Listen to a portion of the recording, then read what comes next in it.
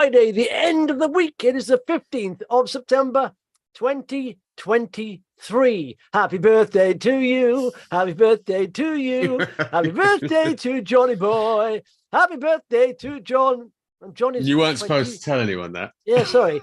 25 today. It's been a very tough bear market. It's a little older. That's what a bear market does to you. It ravages you. I do find that emotionally, I do get affected by the markets, And recently, my mood is getting a bit better because I think the market's turning. Either I'm just delusional, or instinctively there's something within me thinking there's something turning here. What's your thoughts, John? I mean, there is a bit, there is a bit of a better vibe in the air, definitely. I was just looking at some of my sort of pension holdings, and they're actually doing okay. They've put on a bit since I last looked a few months ago. So things aren't. Yeah, there is this sort of a slow ebb of confidence coming back, I would say. But it needs to. I was looking at results from an investment trust which came out this morning. Investment trust called North Atlantic Smaller Companies, which is run by a guy called Christopher Mills, who we get on, who Paul Hill speaks to sometimes. And there was something he said that I thought was very interesting. So, and it does point to the fact we may be at rock bottom. He said, "No, I've lost it. There it is." No, I've lost it completely. Well, anyway, listen, you find that. This is what I'm going to say. Yeah. I want people to track up a couple of comments. Please hit that subscribe button. If you haven't already, if you're watching this, how dare you? Hit that subscribe button and comment. Get involved. The more you throw at us, the more we have to chat about. But it's a big week next week. Huge data coming out. And we've got sort of retail sales. But the two big data points, I think, is, I don't think I know it for the UK, is inflation data. We've got CPI data coming out, and a day later then we have the Bank of England going for the 15th hike, and maybe a quarter of a percentage point. Now, Bailey, Fat Boy Bailey, I shouldn't say that actually. That's free dinners, the Bank of England. He's got lots of those happening, I expect. But Rotund Man Bailey, he said he's laying the carpet. He is planning here, because he did say we're very near the peak. And we did talk about this yesterday. Yeah. And I think we have had so much bad news, and the market isn't going any lower, especially the house builders. Lots of bad news, and the house builders haven't gone any lower. Yeah, and that's true. This is a turning point here. This is a very, and again, don't confuse, let's not confuse the economy with the markets. You can look on Twitter all day or everywhere and see really bad economic news. But that's the same at the bottom of any market. When the market doesn't go lower on that news, that's a good sign. And in fact, the AIM All share today, I did sort of tweet something out saying, it looks like, this is, let me just share this thing with you. Now, look at that. That's actually 2 years worth of downturns. That's why we're all aged a bit. But it's very early signs, but that bounce here and a little bit higher level here. And I think if we could break this 50-day moving average, this is a good sign. It hasn't that for a while. It hasn't broken convincingly since back in Feb 2023, and it was a fake break. But I think this could be the bottom, because we are near the top of the mountain on rates, After that, well, I found that quote from North Atlantic Smaller Companies. It says the market for quoted investments has been particularly tough over the past 6 months, as evidenced by the weakness in the various small cap indices, which would include AIM. The reasons for this are numerous, but can be summed up as follows: weak economic growth, rising interest rates, and very significant redemptions in small cap funds with negligible retail demand. Yeah. So there's the problem. You've had people cashing in funds, and at the same time, there's been no buyers on the other end. Yeah. Because retail has been sitting on the sidelines, having had a pretty horrible year. So, 2 years, 2 years, yeah. So as confidence improves, and we are certainly seeing some signs of that. Then the demand for shares, we'll start to see, I think, some price moves up. It's a complete absence of retail demand that is the problem. But companies have also kept very quiet. In a tough year, nobody's wanted to put their head above the parapet. Nobody's doing anything to create, retail demand for shares. So, it's a sort of problem which may be coming to an end. I've been hearing lots of stories about people trying to buy shares in some small companies and simply not being able to get a bid.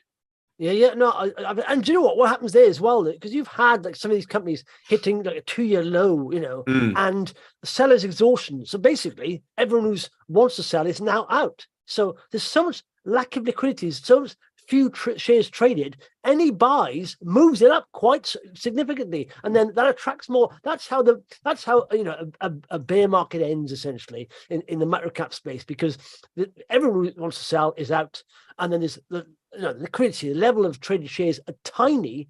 Any buys is coming, moves it up. And again, like selling begets selling, buying begets buy. If you get rises, people just buy rises, and the liquidity comes back in the market, and it can change very quickly. Look. I mean, one of the companies we mentioned yesterday. I'm sure I'll jump ahead and preempt the rises fallers, but Silver Bullet Data Systems. Yeah. Look at the move on. Look at the move on that. And literally, it's exactly that. And that's, presumably exactly what's happening there. I think we had another comment about this. I think we had another comment about someone trying to get a bid on something. Was it React? I think they were talking about. Yes, let me go through. Let's go through some of the comments here. By all means, comment. It does help this, this video and webinar a lot. And it's not a webinar, it's video. This is user.um1sh. 1x871i. Anyway, enjoying the podcast. Was hoping to hear more about TM1 that John has started talking about. Any chance we can hear more? Yeah. 2 Maddox 2 says, enjoying the banter between you two, taking contrary positions. I think this is helpful in forming a view. We never argue, me and John. Never. Yes, we do. No, we don't. Maddox also says, by the way, Keystone Law, we talked about this yesterday, operates a platform model. And it did stick with me. You say, if any industry is ripe for disruption, it is solicitors, because I've dealt with some really inefficient, slow working solicitors, and they charge by the 15 minutes or whatever. So it benefits them.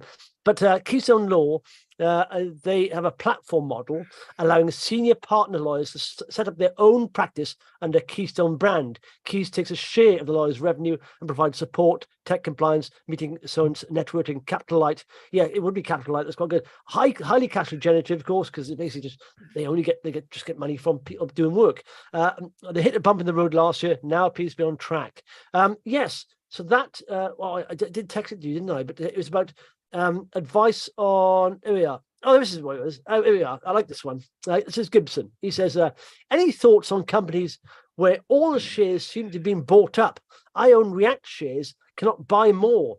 Institutional investors, Harwood Singers seem to have mopped up any available shares. As a novice investor, I'm unsure what happens next. A daily watch for the show. Enjoy to and from to you. Justin, is there any chance you could let John speak a bit more, please? I really value his opinions, but you keep interrupting him when he starts to speak. I'm sorry. Do you know what? When I get something in my head, I can't. I'm scared I'll forget it. I just get it out there. So I'll try not to interrupt you, John. But that's okay. I can give my opinion on that. John, you go ahead on React there and what you think. But I know what I do. I don't know much about the company, I must admit. But it's the general problem of not being able to buy shares. Yeah. In companies because as you say, the sellers are exhausted. I tried to buy some more HVO the other day. Couldn't get a very good price on it, to be honest. Yeah. But I bought them anyway because I think it's going up. But yeah, there you go. It's that's a good chart. And this into sort of cleaning all that stuff, isn't it? I think. And okay, I'd have to have a look at it separately. For dedicated special cleaning, yeah, and decontamination services, yeah, that's right. Okay. And so, I don't have a massive on these, but that's a good-looking chart, by the way. I do like that, and you get that once you get this liquidity coming out here, and sellers exhausted because it's come down from all the way up here. And do you know what I do? I tend to. I never like to get. When I buy a stock, I always get a quote first. It's like it's like seeing the price on something before you buy it in the shop, isn't it? You want to know what the price is.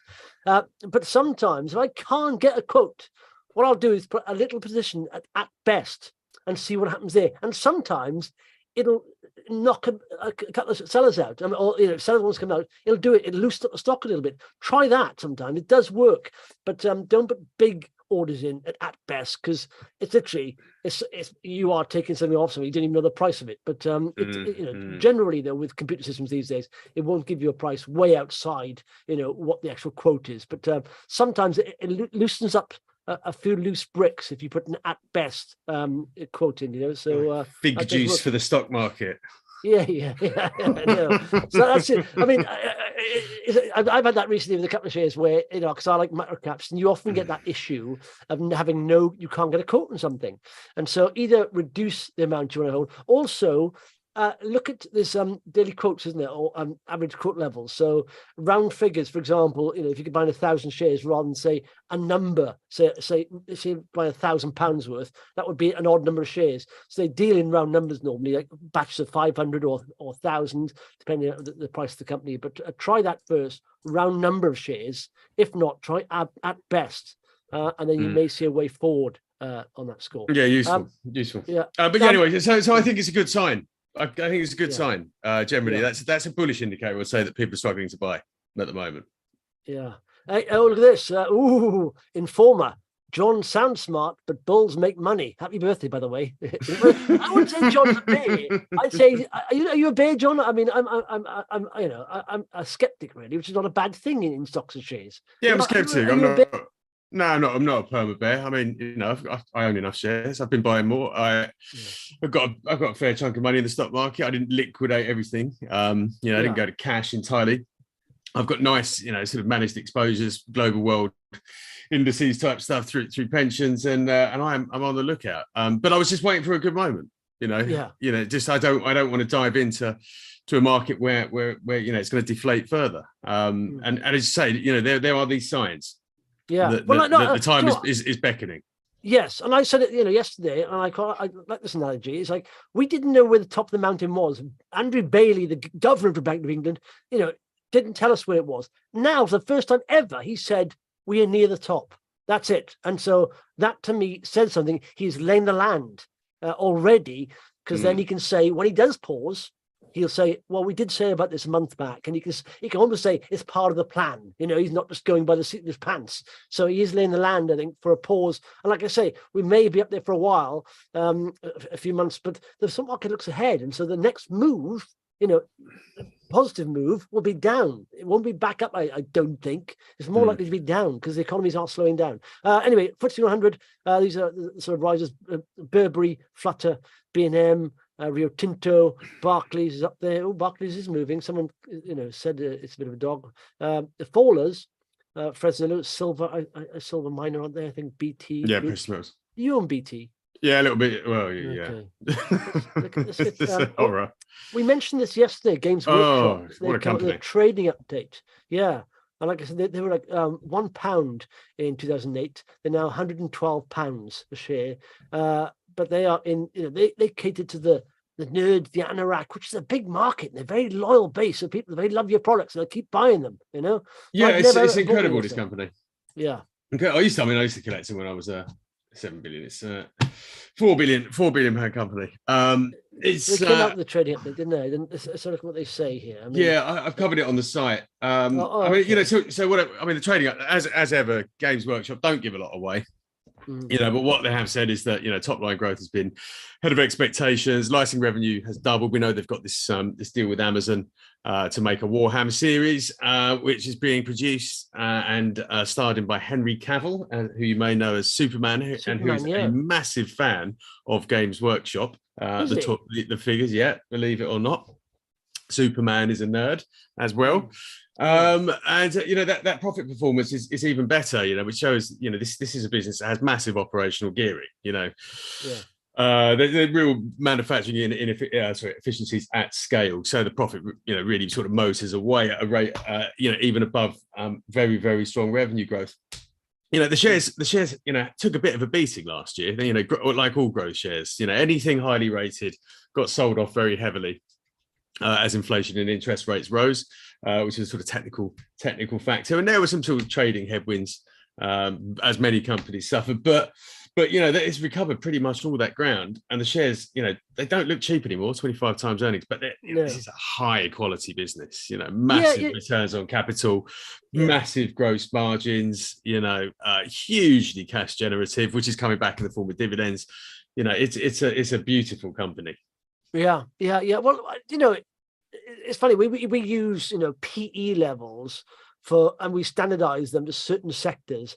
But when you have an outstanding business, you can literally throw those out the window, because when you have a company that's literally can't do anything wrong, got a loyal customer base, and people keep returning, it doesn't matter. You can't lump that in with other companies because it is outstanding, and that's it. So I wouldn't worry too much sometimes. In fact, there's the Motley Fool brothers. There's two brothers in this, the Motley Fool, and one of them only goes for companies that are very highly valued, because he sees those as, obviously he looks at other research as well, but he says, for example, he started buying Tesla very early, and everyone, all the way up in Tesla, everyone said they're overvalued. They're overvalued. He said, okay, I always go for overvalued companies because I see those as almost like outstanding businesses. There's always be overvalued because they're way above the value of any other company. You can't compare them to normal companies. And so that is a play in some ways, but be careful you're not buying an overvalued company that's not worth being overvalued. It's got to be outstanding in some way. Absolutely. Quality, the quality shares approach. But, I do think you have to look at valuation at some point, at the height of the sort of, dare I call it a bubble, quality shares were being chased a lot higher, and you were paying, in some cases, 40, 50 times earnings for FTSE, 100, 250 companies. And, like Spirex Sarco or, Oxford Instruments was quite expensive at one point, and they had derated. I don't know how far they've recovered that. And, 25 times forecast earnings isn't massively expensive, in the grand scheme of the global market. Especially for a company like Games Workshop, where there's just bags of potential ahead. And you think when this show finally gets released, and I don't know when that is. Obviously there's all sorts of weird stuff happening in Hollywood at the moment with the writers strike, but you can see only broadening the appeal of Games Workshop further.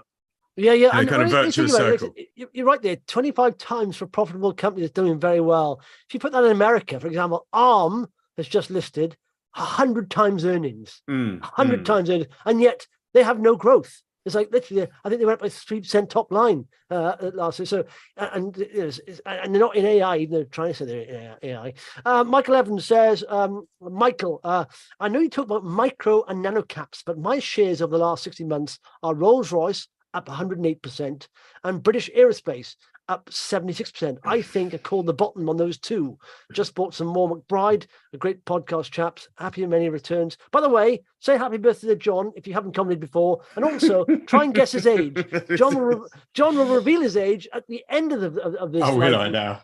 And we'll just have a moral win. So guess John's age, please, if you haven't commented before. Say happy birthday. But yeah, Rolls-Royce. The shares on Rolls-Royce. I mean, listen, I'm not saying the big companies can't gallop. They can, but the stats suggest, and I've been through the stats, and I go through them many times, and it's like 41% of the best performers in any 1 year, and I've gone back 5 years, 6 years, looking at things, are below 50 million market cap. Okay, 60% of the best performers are below 100 million market cap. So if you understand just a numbers game and how many companies you can actually physically research, there are about 3,000 listed companies in the UK.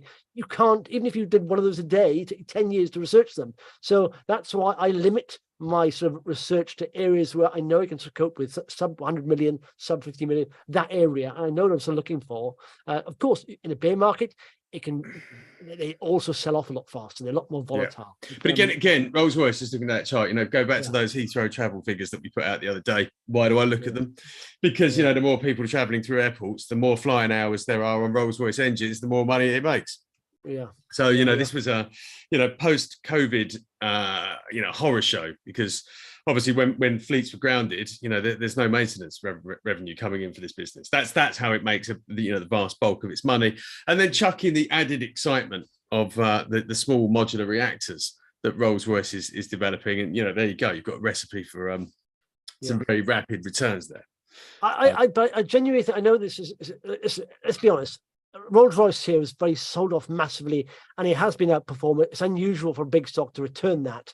But with microcaps, honestly, once we turn and the bull market comes back, 300% on many a good company, sort of sub 20 million, will not be unusual. No, they'll do that quite easily because they've been so oversold. Yeah. And already you've seen like sort of Ondo, Ondo Tech, they've done 600%, 500, POS, Plexus has done 300-400%. And that's not unusual amongst microcap stocks. That's why I like them. But like I said, be careful during a bear market because you get double the pain as you get pleasure going up, and it's really hard. I still think you've got to be careful with, even in a bull market with. Oh yeah, you got to pick companies that make those sort of moves.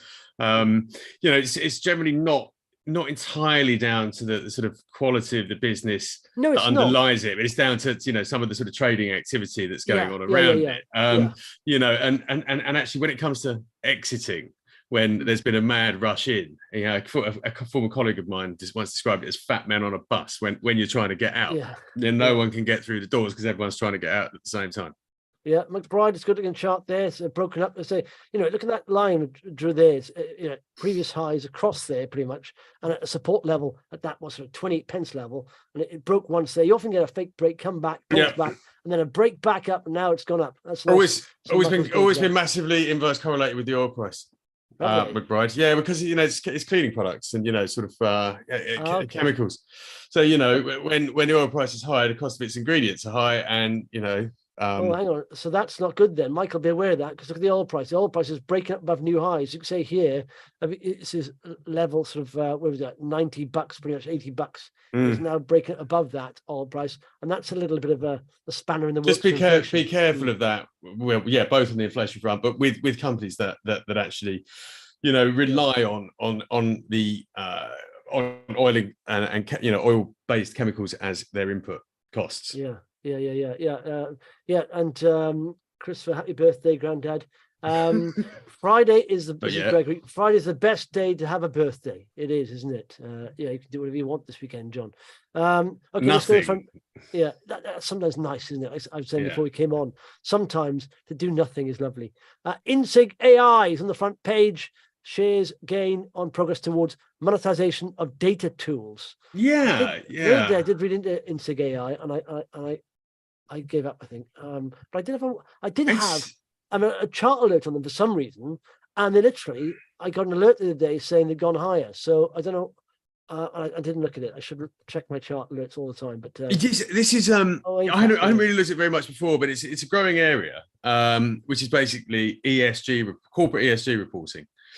Yeah. So companies are increasingly required to document their ESG compliance. There's a big EU initiative, a big EU rule that's just come out. Just let me have a quick peek, because I was looking at Inspired, which does something similar. Yeah, but look at this. Richard Bernstein, who is the executive chairman, he's bought a few shares there. He owns 15. I quite like that. 15% of the company. When that happens, that's good. Is he the guy buying all the time? Yeah, he's been buying all the way up. So he likes something. Final results come out. 22% increase in revenue to 2.1. So still lost the what? 18 million. They lost. There's an impairment charge. Charge. So cash consumed. Yeah, so cash consumed, but operate was 1 million. Okay, all right. So so fundraise of so they've got a lot of cash. But, they're on the cusp of a big thing here. As I was saying, I was looking at Inspired the other day, which also works in as well as helping companies manage their energy costs. Which is obviously a very, very important thing, and helping companies transition. I'm talking about Inspired, by the way, to sort of greener electricity and heat production. Inspired is working on ESG reporting with its clients, and it's there is a lot of data to analyze. There is so much data within how a company operates. That actually managing it and interpreting it is very difficult. One, there's a very strong market there for both Inspired and Insig. And actually, what I found was that there's something called the EU Corporate Sustainability Reporting Directive, which was introduced earlier this year. And 50,000 businesses are going to be required to report on social and environmental risks and impacts. So you'll start seeing those reports in 2024 and 2025, that the actual reporting comes into force this next year. So a lot of big drivers behind these two companies, Inspired and Insig. ESG reporting is only going to become more stringently regulated. Yeah, absolutely. Matt Snazel here, that's the name of the user, viewer. I like that. Happy birthday. No new beach shirt, John. What's going on? I know you have a happy birthday hat. Got a new logo shirt. It's another logo. It's another bit of nerd wear. What is it? Blue something? What is it? It's a television program. What's it called? Firefly, the television program okay. is.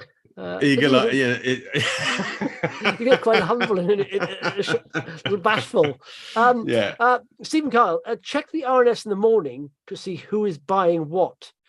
When the buying picks up, you know the tide is changing. What do you mean the RNS? Who's buying what? Which one? Well, you get your threshold disclosures and you get TR1s and stuff. TR1s, yeah. Okay, yeah.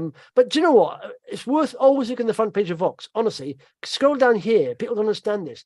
This is a lot of data here, right? I mean, looking at what people are following is very interesting, right? When you look down there and you don't know what a company does and people are following it, just do a bit of search. And if it ticks your boxes, and even, winners and losers, not so much the losers. I always look for winners and think, why are they rising? If they're rising on news, check the news out. Is it sustainable? That's honestly, and again, most read. What are people reading?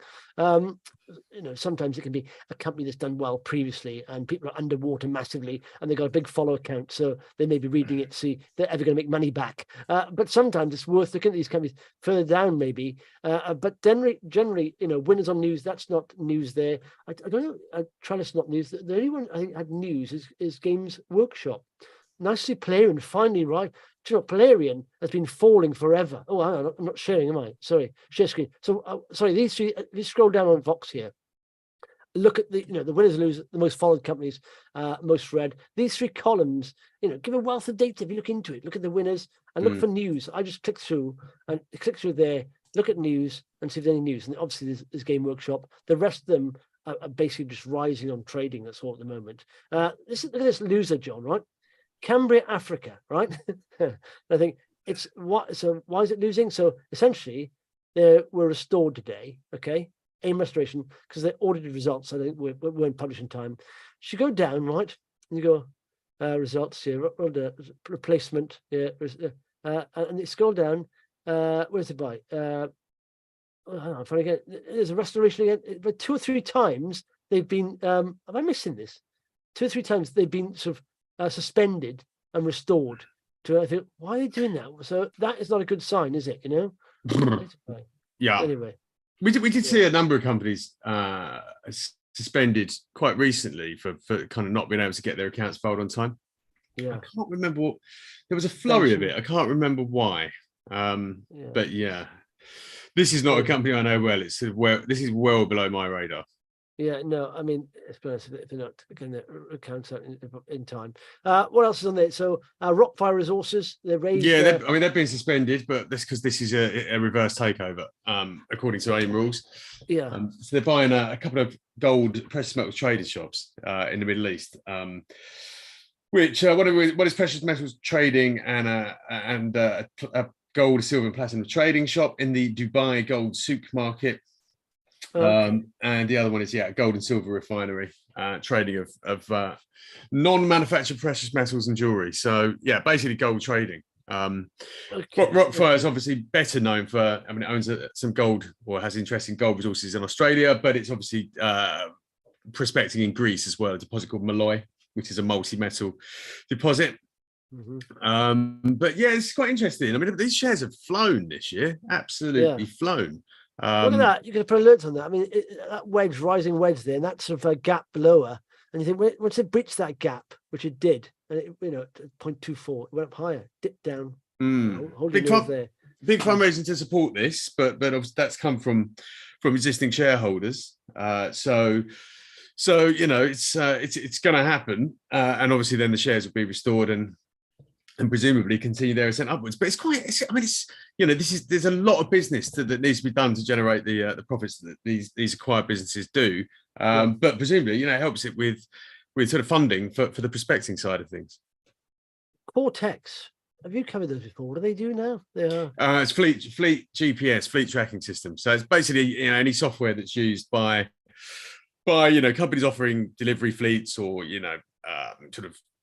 workforce fleets. Helps them basically keep those trucks on the road and operating efficiently, and sort of scheduling.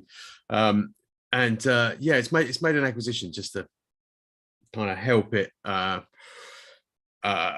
think it's a company that provides the software that it uses to manage its EV fleet. So it's just really sort of bringing it all in house. Yeah, I tell you what, I was just in the when I'm walking the dog in the afternoon, I often listen to sort of Wake Up to Money from BBC Radio 5 Live, and they often have some small business on there.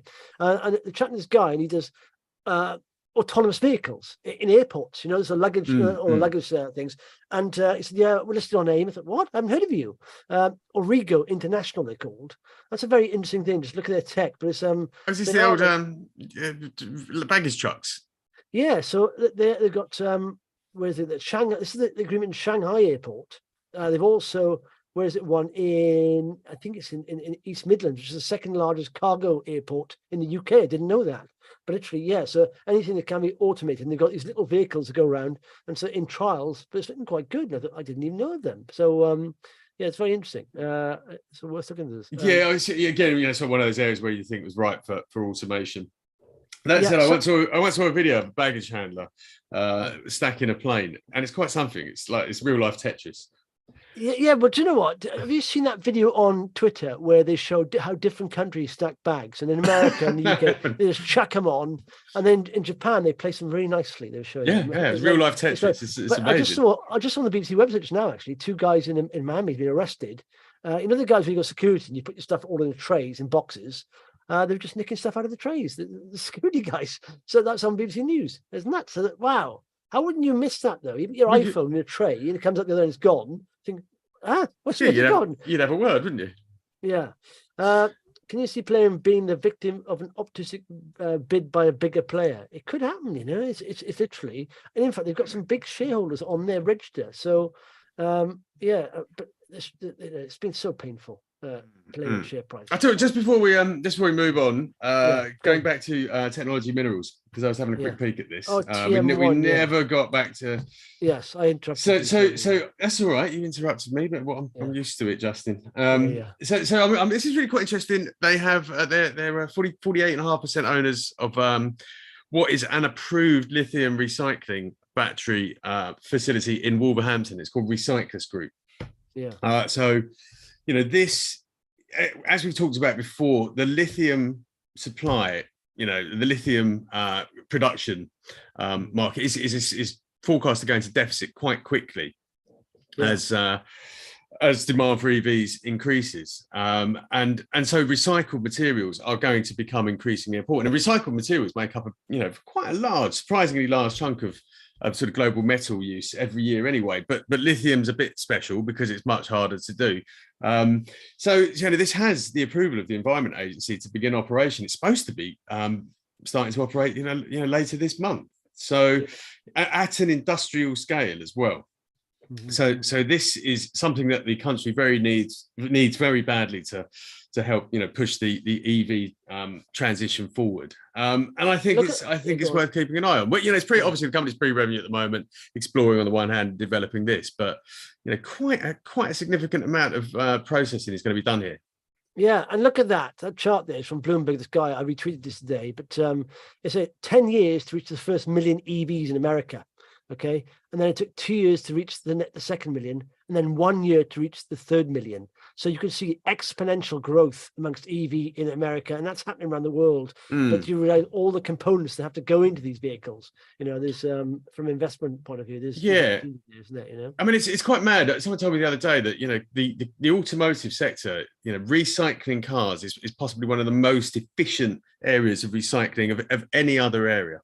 Yeah, every bit of a car at the end of its life, finds its way back into something else. And this is why they say, so it sort of it flies in the face of this idea that the most energy efficient, the most environmentally friendly car that you drive is the one you already own. Yeah, actually, because cars are very well recycled, that's not necessarily the case. Much more difficult with EVs up until now. So this could be a very, very important facility. Definitely, as I say, let's see how it progresses, but should be operational soon. Definitely worth keeping an eye on. Yeah, well, it's nice to have a low there, a sort of higher low there, and here, so it's nice. And talking about that, actually, on the where's it by? Let me just scroll down some big data. In fact, someone asked about Powers Energy is one of the most read today. That's one of the stocks I got out of the 10 bagged. But someone says, why have they given all their IP over to HUI, which is Hydrogen Utopia. I'm not aware of that. I know there's a partnership. I don't know if they've handed it all over. But anyway, top business stories. And it's also about, this change. I mean, look at this. Top business stories, Tata Steel here. They've been given sort of 500 million by the government.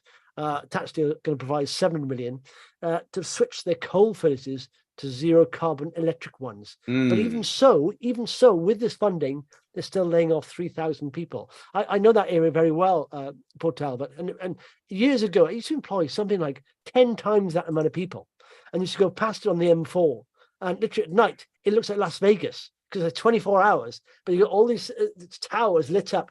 And it does look like almost Las Vegas of Wales. But now... No, Las Vegas of Wales. Yeah, it's been decimated, of course. But even that, though, has to be environmentally friendly. So there's zero carbon electric furnaces going to be happening. This is why... This is quite interesting. There was a company I covered the other day, and now I can't for the life of me remember what it was called. Good Lord, there's so many companies out there. It's Green Steel. It's doing great. Directa Plus.